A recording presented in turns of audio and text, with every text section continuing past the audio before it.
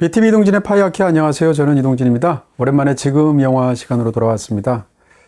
작년 한 해의 영화들을 연말에 쭉 결산하면서 보니까 참 작년에도 좋은 영화들이 많았다. 2023년에도 그런 생각을 하게 됐습니다. 개인적으로 작년의 영화들을 이렇게 순위를 매겨서 베스트를 발표하는 영화 평론가들이 흔히 그렇게 하잖아요. 제 경우에 작년에 탑3 중에 한 편으로 말씀드렸던 굉장히 뛰어난 영화가 있었습니다. 바로 웨스 앤더슨의 작품인 애스트로이드 시티인데요. 탑3로 얘기했던 나머지 두 편에 관해서는 저희 파이아키를 통해서 이전에 영화들에 대해서 설명할 수 있었던 그런 영상들을 저희가 올렸음에도 불구하고 이 애스트로이드 시티에 관해서는 올린 적이 없는 것 같습니다. 바로 그렇기 때문에 오늘 이 훌륭한 작품을 여러분께 해설해 드리는 시간을 이제라도 마련하는 게 좋겠다라는 생각을 가지게 되었습니다. 이 웨스 앤더슨의 세계에 매료된 팬들이 굉장히 많죠. 근데 웨스 앤더슨의 세계에 대해서 관객들이 점점 더 어려움을 느끼고 있는 것도 사실인 것 같습니다. 그러니까 그랜드 부다페스트 호텔이라는 정말 뛰어난 그 걸작이 나오게 되었고요. 그 이전에도 물론 훌륭했었지만 또 이후에 프렌치 디스패치까지 나오게 되고 다시 또 이번에 애스트로이드 시티가 나오게 된 건데, 실제로 제가 보기에도 웨스 앤더슨의 영화 중에서 가장 상대적으로 복잡하면서 어렵게 느껴지는 영화가 바로 애스트로이드 시티가 아닌가. 그래서 저 같은 평론가 입장에서는 사실은 이 뛰어난 작품이 그냥 보기만 예쁘고 미장센 굉장히 색감들이 좋고 촬영이 아주 유려하고 이런 데서 그치는 작품만은 아니다라는 것을 오늘 꼭 설명을 드리고 싶고, 이 훌륭한 작품으로 들어갈 수 있는 하나의 작은 길, 제가 느끼는 그런 것들 여러분께 소개해 드리도록 하겠습니다. 언제나 그렇듯이 오늘 드리는 말씀은 이 영화에 관한 감독 자신의 생각을 어디서 인터뷰를 했다거나 이런 것은 아니고요. 이 영화에 대한 제 생각을, 그리고 또 이 영화를 사랑하는 제 방식을 여러분께 열어 보이는 것이니까 그 정도로만 참고해 주셨으면 좋겠습니다. 그 당연한 이야기지만 오늘은 스포일러가 엄청나게 많습니다.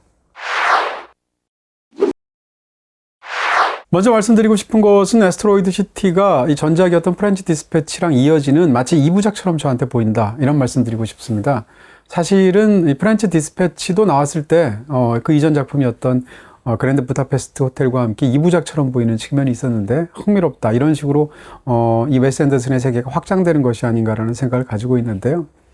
일단 프렌치 디스패치는 프랑스에서 발행되는 잡지 이름입니다. 그래서 그것을 총괄하는 극 중에서는 이제 빌 머리가 연기하는 그 편집장을 중심으로 이야기가 펼쳐지도록 되어 있는데요. 그 영화랑 이 영화를 생각을 해보면 완전히 다른 이야기라는 것 같지만 사실은 많은 점에서 비슷하다는 걸 알 수 있습니다.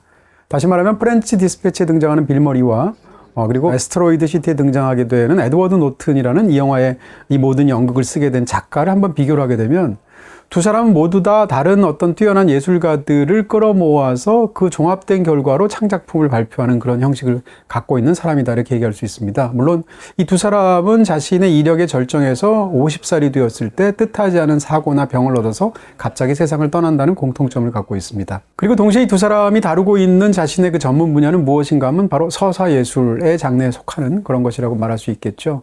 이런 연장선상에서 보게 된다면 웨스 앤더슨의 세계가 그대로 프렌치 디스패치에서 이어지는 부분이 있다라고 생각할 수가 있을 것이고요.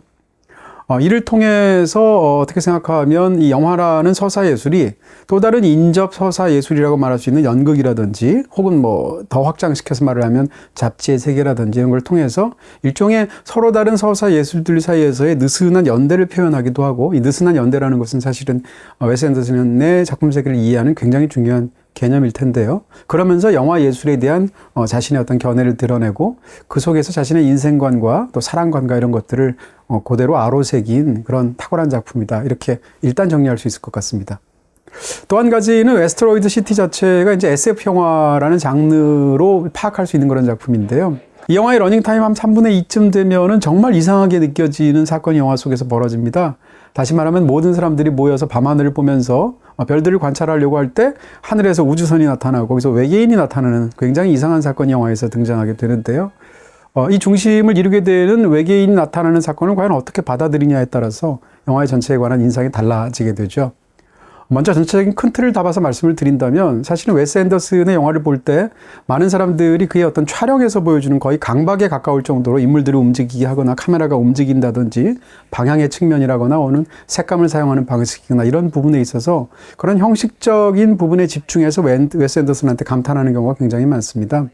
그런데 사실은 웨스 앤더슨의 특히 최근에 올수록 웨스 앤더슨의 영화들의 이야기들을 보게 되면 이야기들도 촬영 방식이나 편집 방식이나 인물의 움직임 방식 못지않게 구조화되어 있고 무엇보다도 기하학적인 방식을 이루고 있다라고 이야기할 수 있겠죠. 그렇게 거시적인 부분으로 이 영화의 구도를 파악하게 되면 대체 이 이상한 이야기가 무엇을 말하는 것인지에 대해서 하나의 단초를 우리는 잡을 수 있을 것이다라고 믿고 있습니다. 그것은 바로 영화 속에서 벌어지는 우주적인 사건은 사실은 주인공의 마음속에서 벌어지는 내면의 심리적인 사건과 일치한다. 그 양쪽을 이루고 있다라고 말씀을 드릴 수 있는 것이죠. 다시 말하면 외계인을 만나는 것은 주인공인 오긴 스틴백이라는 사람의 마음속에 있었던 아내를 잃었던 그런 상실의 경험, 그리고 그때 찾아온 미치라는 여성과의 새로운 사랑, 그리고 그 이후의 어떤 부분들까지 사실은 그 모든 것에 대해서 서로 안과 밖의 관계로 혹은 은유의 관계로 밀착되어 있다. 이렇게 파악하게 되면 이 영화에 등장하는 우주적인 사건은 사실상 지독하게도 쓸쓸하기도 하고 그러면서 또 다른 길을 찾아가게 만드는 자신의 상실을 받아들이고 미련을 정리하고 또 다른 곳을 향해서 걸어가게 되는 그런 진진한 러브 스토리다. 이렇게 얘기할 수 있겠습니다. 자, 이렇게 큰 틀을 잡으면 본격적으로 안에 들어갈 수 있을 것 같습니다. 이 영화의 시작이 되면 미국 서부의 사막 한가운데 있는 애스트로이드 시티라는 곳에 차를 몰고 오기스틴 백이라는 사람이 자기의 아이들을 데리고 도착을 하게 됩니다. 그곳에서 그 아들인 우드로가 이제 참여하게 되고 또 상을 받게 되는 일종의 과학 경진대회 같은 것이죠. 거기에 참석하기 위해서 가족이 함께 오게 된 그런 케이스인데요. 오자마자 영화의 도입부 장면에서 이 가족이 타고 온 차는 고장을 일으키게 됩니다. 그러면서 고장난 차 때문에 이제 쩔쩔매는 장면이 초반에 등장하고 카센터에서 고치게 되는데 거기서도 제대로 고치지 못하게 되죠.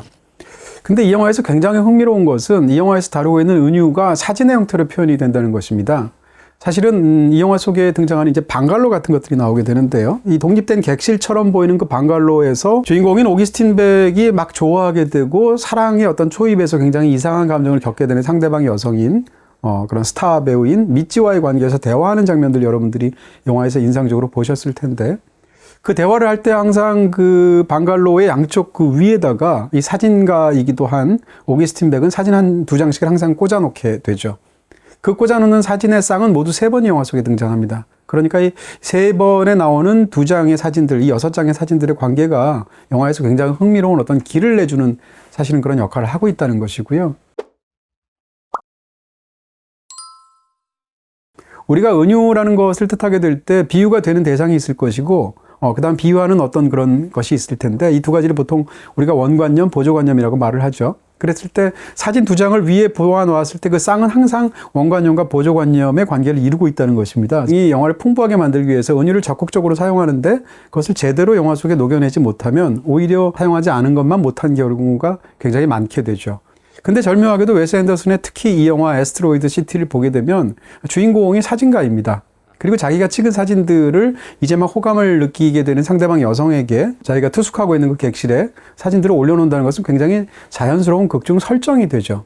이런 설정 속에 놓았기 때문에 제가 아까 굉장히 분석적으로 원관념이나 보조관념이라는 말까지 쓰게 되었는데 이런 은유의 맥락이 영화 속에 절묘하게 녹아들게 되고 영화를 굉장히 값싼 은유가 횡행하게 되는 그런 것들이 덕지덕지 붙어있는 그런 작품이 아니라 그 자체로도 굉장히 깊고도 풍부하게 작용하는 그런 두 줄기의 이야기로 작동할 수 있도록 만들게 되었다는 것이죠. 그랬을 때 오기가 처음 걸어놓았던 사진의 쌍이 무엇인가를 여러분이 한번 떠올려 보시면 한쪽에는 자기가 사진을 찍을 때 위험한 환경에서 서가지고 부상을 입게 됐을 때 부상당한 자신의 모습을 찍은 사진입니다. 그리고 또 한 장은 뭔가 하면 이제 막 고장이 난 자동차 사진이죠. 그러니까 아까 제가 말씀드린 그런 방식을 차용하게 된다면 고장난 차는 이 영화 속에서 사실상 부상을 입은 오기스틴 백 자신이다 이렇게 볼 수가 있겠죠. 오늘 이제 설명을 위해서 제가 좀 더 분석적인 방식으로 말씀을 드리게 되는데요. 그렇게 본다면 영화의 초반에 이 애스트로이드 시티에 도착하자마자 고장난 차는 애스트로이드 시티에 도착했을 때의 주인공의 상태라고 이야기할 수가 있겠죠. 더군다나 그 차가 고장난 이유에 대해서 아들 우드로가 뭐라고 이야기하냐면 짐을 너무 많이 실었기 때문에 차가 고장났다고 이야기를 하죠. 짐을 너무 많이 실었다는 것은 애스트로이드 시티에 왔을 때 주인공인 오기의 마음 상태 속에서 최근에 세상을 떠난 아내에 대한 그런 그 마음속의 그 상실과 상처와 그 부담 같은 것이 너무 큰 상황. 그러니까 이 남편인 이 주인공은 거기에 완전히 사로잡혀 있고 그 상실에서 헤어나오지 못하는 상황 때문에 사실상 망가진 상태라는 것이죠. 그 상황에서 핵심 부품이 떨어져 나와서 바닥에 마치 무슨 유기체인 것처럼 몸부림을 치는 것 같은 부품을 영화에서 초반에 인상적으로 보여주는데요. 그 부품은 어떻게 보기에 따라서는 그야말로 살아 꿈틀꿈틀 움직이는 심장처럼 보이기도 합니다. 사실은 오기뿐만이 아닙니다. 오기의 가족들도 마찬가지죠. 자식들도 사실은 어머니를 잃은 입장이니까, 그리고 영화에 등장하는 탐 행크스 같은 경우에는 자기 딸을 잃은 상황이니까, 이런 식으로 오기의 가족들은 전부 다 상실감 때문에 굉장히 큰 슬픔을 안고 있고, 그것을 어떻게 심리적으로 극복하고 혹은 잘 딛고 일어서느냐 하는 과제를 안고 있죠. 근데 오기의 가족뿐만 아니라 영화에 등장하는 상당수의 주요 인물들이 전부 다 상실감과 관련되어 있습니다. 상실감을 느끼는 고독한 개인들의 집합, 이 웨스 앤더슨이 그려내는 하나의 세계에서 자주 반복되는 프레임이라고 말을 하게 된다면, 예를 들어서 이 영화에서 에드리언 브로디가 연기하게 되는 극 중의 연극 연출가도 마찬가지입니다. 아내와 막 이혼을 하려고 하고 있는 그런 상황에 봉착해 있는 것이 사실이고요. 이 연출가는 자기와 함께 일했던 배우인 미치와의 사이에서 사랑인 것 같기도 하고 아닌 것 같기도 한 하룻밤의 관계가 있었습니다. 그리고 남에도 불구하고 두 사람은 계속 일을 해야 되는 것인데요. 마찬가지로 슈버트 그린이라는 인물로 나오게 되는 에드리언 브로디의 사연 역시 상실감이라는 테마랑 깊숙하게 연결이 되어 있죠. 나머지 인물들의 상당수도 그렇습니다. 이런 상황에서 영화의 무대가 되는 애스트로이드 시티는 이제 영화의 제목이 되기도 하고, 극 중에서 등장하는 그 연극의 제목이 되기도 하는데요. 이 공간이 갖고 있는 의미가 영화에서는 굉장히 각별하게 느껴집니다. 애초에 극 중에서 에드워드 노튼이 극본을 쓰게 될 때 생각했던 제목은 두 개입니다. 하나는 우주의 황량함이라는 제목이고, 또 하나는 애스트로이드 시티라는 제목이죠. 다시 말하면 애스트로이드 시티라는 곳은 우주의 황량함으로 대변되는 그런 지역이라고 말할 수 있을 것 같은데요. 흥미로운 것은 이 애스트로이드 시티는 두 가지로 유명한 그런 아무것도 볼 것 없는 곳이지만 두 가지 때문에 관광 명소가 된 그런 도시다라고 얘기할 수 있겠죠. 그것은 수천 년 전에 이곳에 소행성이 떨어졌었죠. 그래서 운석이 부딪혀서 생긴 거대한 운석 충돌구가 이곳에 있다는 것이 이곳을 사람들이 찾는 거의 유일한 이유였던 장소인 것입니다. 그러다가 수천 년이 지나서 지금이 되었고요. 이 상황에서 이곳은 다시 관광지로 각광을 받게 되는데, 그 이유는 주인공들이 체류하고 있는 그 순간에 이들이 이곳에서 외계인을 만나게 되었다는 사실이 보도가 되었기 때문입니다. 다시 말하면 애스트로이드 시티가 유명하게 된 것은 두 가지죠. 오래전에 소행성이 떨어져서 거대한 운석 충돌구를 남겼다는 게 첫 번째. 두 번째는 이곳에서 외계인을 만난 사람들이 있다라는 것이죠. 이 두 가지 사실은 아까 말씀드린 것처럼 이 영화에 등장하는 우주적인 사건과 주인공인 이 스틴백 마음속에서 벌어지는 상실과 치유의 드라마랑 연결되어 있다는 측면에서 보게 된다면 사실은 굉장히 절묘해 보입니다. 그러니까 수천 년 전에 소행성이 부딪혀서 만들어내는 거대한 충돌구는 일종의 말하자면 상처 같은 것일 텐데, 영화 속에서 부딪힌 그 소행성, 그것은 바로 아내에 대한 상실감 같은 것으로 영화 속에서 은유되고 있는 것이죠. 다시 말하면 아내에 대한 상실감으로 거대한 그런 그 구멍을 갖고 있는 애스트로이드 시티라는 곳의 상태는 사실상 총상을 입어서 머릿속 한가운데 상처를 보여주게 되는 초반의 장면이 있게 되는데, 이 주인공인 이 스틴백의 몸으로 은유가 되고 있다는 것이죠. 다시 말하면 애스트로이드 시티는 곧 오기 스틴백이라고 말할 수 있을 것 같습니다. 네, 제가 오늘 굉장히 범주화해서 말씀드리는 그런 느낌이 드는데요. 짧은 시간 안에 이제 해설해 드리기 위해서 동원한 방법이다라는 정도로 이해해 주시면 될 것 같고요. 자, 그런 상황에서 수천 년이 지나서 외계인을 만나게 됩니다. 외계인을 만나게 된 사건은 영화 속에서 사실상 주인공인 오기스틴 백이 이곳에 체류하고 있는 동안에 미찌를 만난 사건의 비유가 되고 있습니다. 그러니까 애스트로이드 시티가 유명하게 된 두 가지 이유는 이 오기스틴 백의 내면의 드라마로 보게 된다면 아내를 잃어서 상실감을 엄청나게 크게 느끼고 슬픔 속에 잠겨 있다. 그런데 내 앞에 찾아온 또 다른 여자가 있다라는 두 가지 사건 사이의 관계를 다루고 있는 그런 러브스토리가 된다, 이런 말씀이 되겠죠. 더군다나 죽은 아내는 이 극중극 속에서 외계의 별나라에 있는 것으로 상상되고 있습니다. 꿈속에서도 그렇고 아이들이 그렇게 믿고 있기도 하고요. 그 소녀들이. 근데 영화에서 그 마고 로비가 등장하는 굉장히 강렬한 테라스를 두고 두 명의 배우가 사실은 연극 속에 포함되지 않았지만 이전에 연습했던 영화 최종 연극에 들어가지 않았던 장면들의 대사가 무엇인지를 서로 나누면서 두 사람이 대화하는 아주 인상적인 장면이 영화 속에 등장하게 되는데요. 그 장면에서 원래 애초에 에드워드 노튼이 썼지만 최종적으로 연극에 들어가지 않았던 장면 속에서의 그 내용은 꿈속에서 이 주인공인 오기스틴 백이 세상을 떠난 자기 아내를 만나서 대화하는 장면이었습니다. 근데 그때 그 대화를 했을 때 아내는 어느 별에서 있는 것으로 이 극중극에서 나오게 되냐면 그것은 메가나 박스 27이라는 별이었습니다. 근데 영화 속에서 매그나박스 27이라는 별은 한 번 더 나오죠. 그것은 바로 수천 년 전에 이곳에 소행성이 떨어졌을 때 이 소행성이 어디서 왔을까? 가상의 별이라고 추측하게 되고 그 별이 매그나박스 27일 것이다 라고 천문학자들이 명명하게 되죠. 다시 말하면 애초에 이 소행성이 오게 된 별 자체가 매그나박스 27인데 극중국에서 안해가 있는 곳이 그곳으로 형상화되고 있죠. 그렇다면 이 소행성이 무엇을 뜻하는지는 굉장히 명확해집니다. 바로 아내가 남긴 무엇이 되겠죠. 아내가 남긴 상처일 수도 있고 아내와의 사랑일 수도 있겠죠. 그리고 그 의미를 갖고 있는 도시가 바로 애스트로이드 시티가 되는 것입니다. 그렇게 본다면 오기스틴 백을 중심에 두었을 때 굉장히 기하학적인 구도를 이루면서 일종의 삼각형의 관계를 떠올리게 된다면 한쪽에는 떠난 아내가 있을 것이고요. 또 다른 한쪽에는 이제 막 도착하게 된 미치라는 여성과의 관계가 있겠죠. 이렇게 미치와 자기 아내는 상당히 많은 부분에서 영화 속에서 겹쳐지도록 표현이 되어 있습니다. 왜냐하면 그게 가장 중요한 이 영화의 관계이고 틀이기 때문입니다. 예를 들어서 미치를 처음 만났을 때 주인공이 한 행동을 레스토랑에서 와플을 먹고 있는 미치를 보면서 자기도 모르게 사진을 찍었습니다. 근데 사진을 찍기 전에 사진의 허락을 받지 않았죠. 찍고 나니까 상대방이 놀라서 쳐다보면서 거기에 대해서 호감을 표시하면서 사후적인 어떤 승인을 얻게 되고 그 사진을 찍은 일 때문에 두 사람은 본격적인 연인이나 혹은 남녀관계로 발전하게 되는 것이죠. 그런데 그 일은 사실은 아내를 처음 만났을 때도 똑같이 벌어진 일이었습니다. 계단 위에 이 사진작가인 오기스틴 백이 있었고 아래에서 작은 욕조 같은 풀 같은 데에서 아내가 수영복을 입고 장난스럽게 물장구를 치고 있을 때 위에서 그녀의 모습을 바라보고 매혹된 오기스틴 백이 먼저 사진을 찍죠. 사진에 허락을 받지 않았고요. 놀란 아내가 위를 쳐다보고 있는 것을 이 영화 사진에 담기게 되었는데 그 이후로 사후의 승낙을 받고 두 사람은 사귀게 되고 결국 결혼하는 관계까지 이르게 된 것이죠.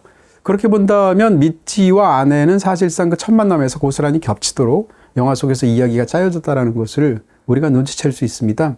야, 나 인터넷 고장났다. 잘 이해하지 아니, 못했어요. 인터넷 안 된다고. 잘 이해하지 못했어요. 계속 끊긴다고. 잘 이해. 에이, 바보야.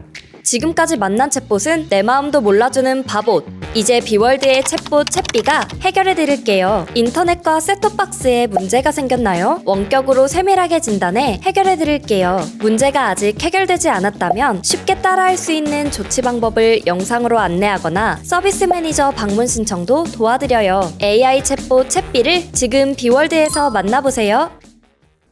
또 한 가지는 영화에서 가장 결정적인 장면을 이루는 두 개의 대화 장면을 떠올릴 수 있을 텐데 그러니까 오기스틴 백 역을 맡은 제이슨 슈워츠먼과 이 마고 로비가 테라스에서 대화하는 그 장면에서 두 사람은 연극 속에 포함되어 있는 부부로서의 관계를 연습하거나 상기하면서 다시 한번 되풀이하고 있습니다. 그러면서 두 사람이 대화하는 장면일 때 두 사람의 관계는 이제 사별을 통해서 별나라로 아내를 떠나보내게 된 남편과 그 아내의 자리에서 서로 테라스에서 대화를 하게 되죠.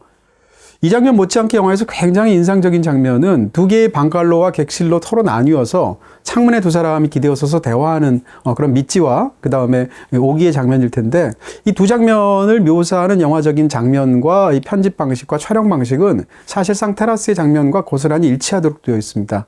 두 사람은 창문을 넘어서 팔을 이렇게 내놓고 두 사람이 대화를 하고 있는데 이 창문을 사실상 그 테라스 바깥에 있는 문으로 대치하는 단독 셔트를 보게 되면 각각의 심지어는 클로즈업으로 나오는 단독 셔트조차 이 양쪽의 구성이 사실상 같도록 되어 있다는 것을 우리가 눈치챌 수 있죠. 더 중요한 것은 테라스에서 두 사람이 얘기할 때 두 사람은 그렇게 아내와 남편으로서 서로에 대한 어떤 그런 진진한 마음을 나누고 있는 그런 마음이 미찌와 오기의 대화에서도 연장되는 부분이 있다는 것이죠. 그러니까 이 두 방갈로에서 대화를 할 때 미찌는 자기가 출연하게 되는 그 연극 연습을 하고 있었고 그 연극 연습에 상대방 역할을 상대방에게 잠시 해달라고 요청을 하게 되죠. 그래서 이제 건성으로 대충 해주기도 하고 원래 연기자가 아니기도 해서 서툴게 되니까 그러지 말고 당신의 떠나버린 아내를 한번 생각하면서 이 장면을 연기해달라. 그렇게 하면 진진하게 할 수 있을 것이다 라고 미찌가 제안을 하죠. 그러면서 두 사람은 연극 연습을 하는 것인데요. 그렇게 연극 연습을 한다는 측면에서 사실상 이전의 테라스 장면하고 완전히 같다라고 얘기할 수가 있겠죠. 방갈로 장면에서 두 사람이 대화를 할 때 자기의 아내를 떠올리게 되면서 결국은 받아주면서 그 연기를 할 수 있도록 오기 자체도 연기를 하게 되고요. 거기에 대응해서 미찌의 입장에서 해야 되는 그 연기 속에서 미찌가 생각하는 것은 실제 삶에서 자기가 전 남편과의 관계 속에서 얻었던 상처라든지 그 관계를 떠올리면서 그 배역 속에 몰입을 하게 되죠. 그리고 미치가 출연하게 된 연습하게 된 연극의 상황은 남편과 헤어지게 된 바로 그 상황을 연기하고 있습니다. 이런 측면에서 영화의 가장 중요한 두 장면들은 정확하게 미치 그리고 세상을 떠나게 된 아내와의 관계 속에서 겹치게 되고 그것이 오기에게 갖는 의미를 이중주처럼 연달아서 보여주게 되는 그런 중요한 장면들이다. 이렇게 얘기할 수 있겠습니다. 그 연장선상에서 이 영화에는 이제 3번의 사진을 걸어두는 오기의 쌍이 중요하다고 생각했다고 제가 말씀을 드렸었는데요. 나머지 두 쌍이 어떤 건지를 한번 떠올려 보겠습니다. 두 번째로 오기가 자기 방갈로에 끼워놓게 되는 그 사진쌍은 무엇인가 하면 한쪽은 이곳에 도착하자마자 찍었던 멀리서 했던 핵실험 장면이었습니다. 그리고 다른 쪽에 있었던 사진은 무엇인가 하면 바로 와플을 먹고 있는 그녀의 모습을 찍은 최초의 사진인 것이죠. 그러니까 아까 같은 그런 구도로 이 장면을 그대로 받아들이게 되면 오기가 미치라는 여성을 만나서 처음 매혹되면서 빠져들게 된 순간은 사실상 핵이 폭발하는 순간의 충격으로 영화 속에서 은유가 되고 있다는 겁니다. 그런데 영화에서는 핵이 2번 폭발하는 것으로 되어 있거든요. 도착하자마자 그리고 떠날 때입니다. 도착할 때 그는 그것을 보고 신기하며 사진을 찍지만 떠날 때는 그 장면을 사진으로 찍지 않습니다. 왜냐하면 미치와의 사랑은 이미 영화 속에서 끝났기 때문이고 전체적인 의미를 가진 채 종결되었기 때문인 것이죠. 그리고 마지막으로 세 번째 쌍으로 등장하는 가장 중요한 사진쌍이 있을 텐데 한쪽은 리허설을 했을 때 연기를 하고 있던 미치가 샤워봉을 한 손으로 잡고 서 있는 채 엉거주춤 있는 모습을 찍었던 사진입니다. 다른 쪽에 있는 사진은 바로 외계인 사진인데요. 외계인은 자기가 타고 내려온 사다리를 한 손으로 잡고 있고 역시 엉거주춤한 상태로 이 오기 스틴백이 찍은 사진 속에 담겨 있습니다. 가운데는 오기가 있고 한쪽에는 외계인이 사다리를 잡고 있고 한쪽에는 미치가 샤워봉을 잡고 있는데 이걸 만약에 가운데로 이렇게 그물 점선을 만든다고 치고 두 개를 접는다고 한번 생각해 보시면 두 사람의 구도는 정확하게 겹치게 됩니다. 그러니까 이런 구도를 통해서 영화가 보여주는 것은 사실상 이 영화에 등장하는 세상을 놀라게 만들었던 혹은 오기의 시선을 사로잡았던 외계인의 등장은 사실은 미치의 등장과 겹치도록 되어 있다. 즉 미치는 영화 속에 등장하는 외계인의 비유가 되고 있다. 이렇게 말씀드릴 수가 있겠죠. 자, 그렇다면 이 영화에서 가장 이상하고 황당한 것으로 보이는 모두가 밤하늘을 볼 때 외계인이 내려오는 사건은 사실상 오기에게 어떤 의미를 갖고 있는지를 우리가 어느 정도 짐작할 수 있지 않을까 싶어지는 것이죠. 오기를 포함한 사람들은 밤하늘의 별을 보고 있었습니다. 그리고 그 별에는 누가 있는가 하면 이 영화의 이야기에 따르면 오기의 세상을 떠난 아내가 살고 있는 곳이죠. 다시 말하면 처음에 오기는 밤하늘의 별을 보면서 아내를 생각하고 있었는데 아내를 보고 있는 그 자리에서 나타난 것은 아내가 아니라 외계인이었던 것입니다. 그리고 외계인은 바로 미치인 것이죠. 그러니까 이 영화에서는 아내에 대한 그런 어떤 절절한 그리움과 상실의 감에서 아직 깨어나오지 못한 그에게 충격적으로 마치 핵이 터지는 것처럼 그런 어떤 느낌을 가지고 미치가 강렬하게 등장하는데 이 오기 스틴백 입장에서는 사실은 아직 미치를 받아들일 만한 마음이 준비가 되어 있지 않습니다. 왜냐하면 아내에 대한 상실감을 아직 다 치유하거나 그것을 정리하지 못했기 때문인데요. 그 외계인은 그렇게 와서 무슨 행동을 하게 되었는가? 바로 애스트로이드 시티에서 갖고 있는 이 소행성을 운석을 훔쳐서 가게 됩니다. 그 소행성이나 운석이 영화에 등장하는 사실상 오기의 입장에서 보면 아내에 대한 그 무엇의 가장 중요한 부분을 뜻하게 된다는 것을 감안하게 되면 미치가 갖고 와서 그렇게 소행성을 훔쳐가고 다시 나타나서 일주일 후에 소행성을 돌려주게 되는데 그렇게 소행성을 가져가서 아내를 배제한 순간에 두 사람 사이에서 일어나는 그 일주일간의 이야기가 사실상 영화 속에 등장하는 미치와 오기 사이에서의 사랑 이야기다. 이렇게 볼 수가 있겠죠.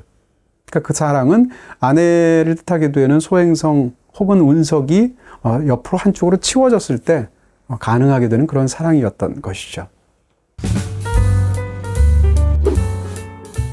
영화 속에서 관객이 내내 보게 되는 것은 두 사람 사이에서의 사랑, 미치와 이 오기의 사랑이 과연 어떻게 되는 것인가라는 것이 영화에서 굉장히 중요해 보이는데요.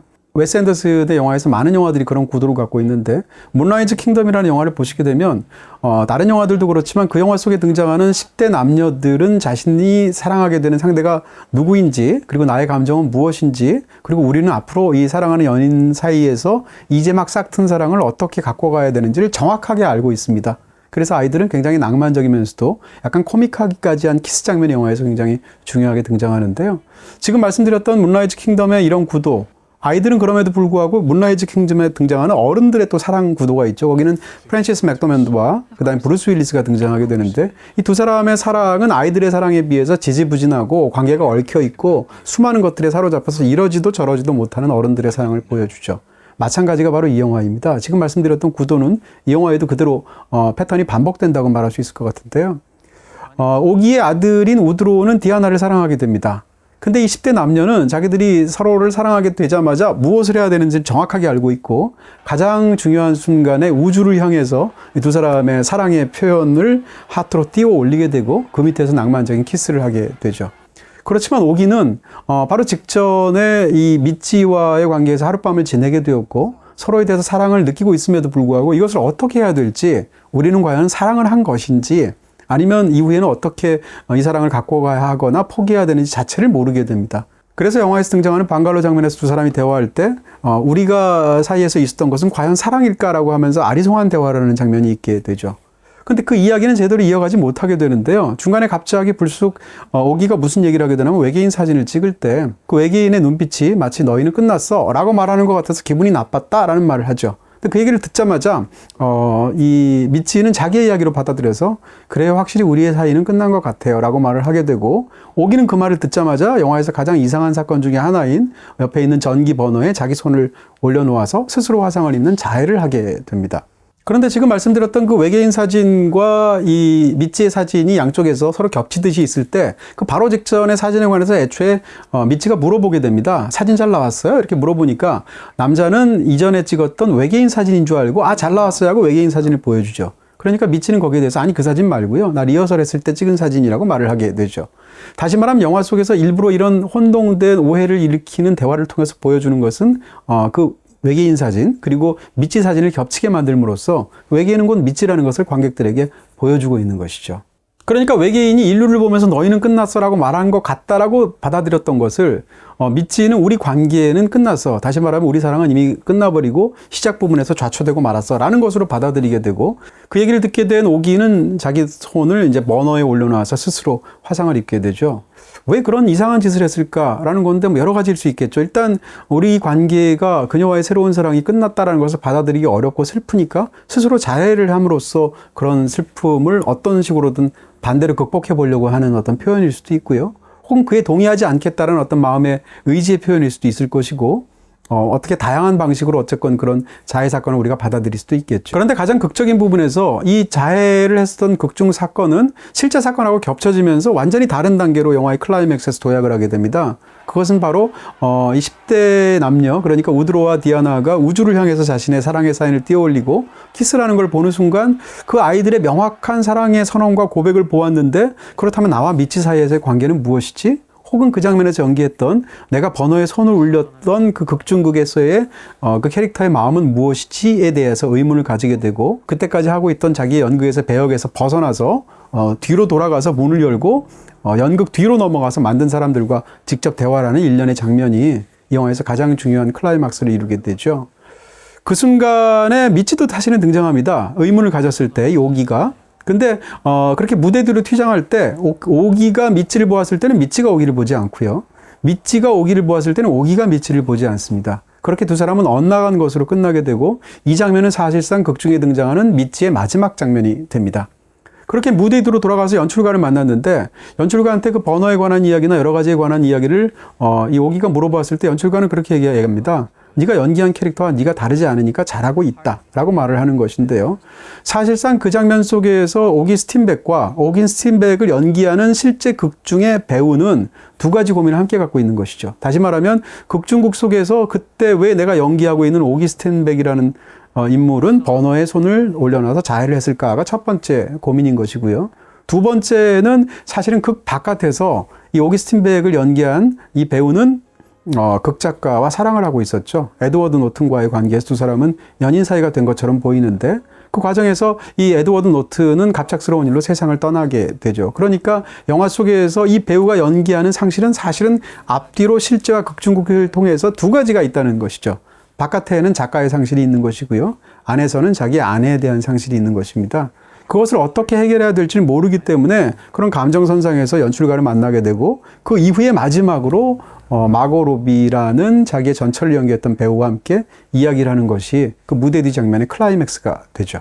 그렇게 테라스에서 전처역을 했던 배우랑 만나는 장면에 이어지는 장면은 어떻게 보면 이 영화에서 가장 튀기도 하고 외계인을 만나는 장면과 함께 혹은 관객들 입장에서 가장 아리송하게 느껴지는 파격적인 장면으로 이어지게 됩니다. 그 장면은 바로 스튜디오에서 이 미래의 연기를 위해서 뭔가 연기 연습을 하던 그런 배우들이 갑자기 자는 것 같은 그런 장면들을 연기하다가 깨어나서 잠들지 않으면 깨어날 수도 없다라는 이야기를 하나씩 마치 선언처럼 이야기하는 장면입니다. 이 영화의 에필로그 부분에서 늦잠 자고 모처럼 푹 자게 되었다가 다음날 아침에 오기스틴 백이 일어나면 그 가족을 제외한 나머지 모든 사람은 미찌를 포함해서 떠나고 없습니다. 그러니까 이 영화 속에서의 미찌와의 그 사랑은 사실상 꿈 같은 사랑, 잠속에서 만난 사랑, 잠들었을 때 만나는 사랑처럼 영화 속에서 묘사가 되고 있는 것이고 이제 일어나는 상황에서 미찌는 떠나버려서 그녀와의 흔적 없는 그 사랑은 이것이 꿈인지 사랑인지 실제 벌어진 일인지 자체를 알 수 없는 몽롱함 속으로 남게 되죠. 그러니까 이게 사랑인지 아닌지조차 알 수 없었던 미찌와의 짧은 만남은 영화 속에서 굉장히 꿈 같은 허망한 사랑처럼 묘사가 되고 있는데 정말 중요한 것은 그런 꿈처럼 허망한 사랑이 무의미하지 않다라고 이 영화는 사실은 보고 있다는 것이죠. 다시 말하면 미치와의 사랑이 그렇게 끝났고 그녀와의 사랑이 그렇게 있었기 때문에 마침내 아내에 대한 상실감을 그는 어떤 식으로든 내면화하거나 치유해서 다음 단계로 자기 장인과 함께 차를 타고 떠날 수 있게 된 것입니다. 또 한 가지는 잠들지 않으면 깨어날 수 없다라는 이 말은 예술에 관한 말이기도 하죠. 이것은 곧 영화 속에 등장하는 러브 스토리이기도 하지만 다른 말로 하면 영화라는 예술을 대하는 웨스 앤더슨의 시각이 고스란히 담겨있는 그런 어떤 예술적인 명제처럼 느껴지기도 합니다. 영화라는 것이 결국은 허구의 이야기고 가짜 이야기인데 이런 것을 만들어내는 것이 무슨 의미가 있겠는가라는 것에 대해서 웨스 앤더슨이 일가라는 자신의 예술론이 담겨있는 말처럼 들린다는 것이죠. 우리가 삶을 살아가기 위해서는 일단 깨어나기 위해서는 그 전제로 잠들어야 한다는 것이고 그 잠들어야 한다는 것은 실제로 꿈이기도 하지만 다른 한편으로는 예술이기도 하다. 물론 영화는 한가운데에 자리 잡고 있죠. 왜냐하면 웨스 앤더슨이 영화 감독이기 때문입니다. 네, 이렇게 해서 애스트로이드 시티에 관한 이 영화를 사랑하는 저의 마음에 나 있는 작은 길 이런 것들 여러분들에게 보여드린 것 같습니다. 이 영화를 좋아하는 방식은 뭐 수많은 방법들이 있을 수 있고 또 이 영화 자체가 워낙 복층적이고 입체적인 구조를 갖고 있기 때문에 이 영화에 다가가는 길도 수많은 길이 있을 수 있겠죠. 그 중에서 저는 가장 제가 이 영화로 향해 나 있는 길 중에 가장 중요할 것처럼 보였던 길이 있었다고 저는 생각하는 것이고요. 거기에 대해서 여러분들께 설명드리는 시간을 가졌습니다. 네, 오늘 제가 드렸던 말씀을 이렇게 살짝 떠올려 보시면서 또 여러분들이 가졌던 그런 감상의 연장선상에서 한번 애스트로이드 시티를 다시 보시면 어떨까 이런 생각을 갖고 있습니다. 그리고 또 제가 오늘 이 영화를 설명했던 이 웨스 앤더슨의 작품 중에서 특별히 또 이 작품과 맞닿아 있는 두 작품이 있었죠. 바로 문라이즈 킹덤 그리고 프렌치 디스패치 이 두 작품도 여러분들께 권해드립니다. 이 세 편의 작품 모두 BTV에서 보실 수 있습니다. 네, 다음 또 지금 이 영화 시간에 또 다른 좋은 영화를 여러분께 해설해드리는 기회를 갖도록 하겠습니다. 고맙습니다. 영상 재밌게 보셨나요? 여기 클릭하시면 제작에 큰 도움이 됩니다. 안녕!